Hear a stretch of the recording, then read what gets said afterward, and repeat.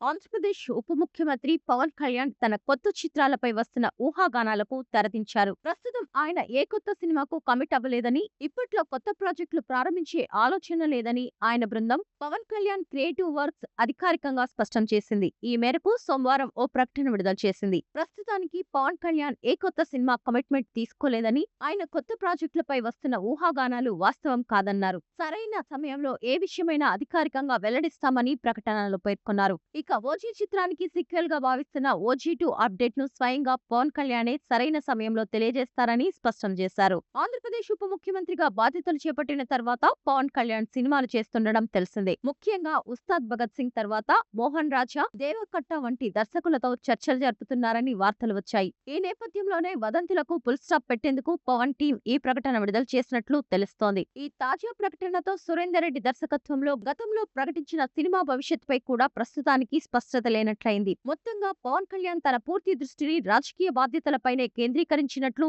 ఈ ప్రకటనతో స్పష్టమైంది.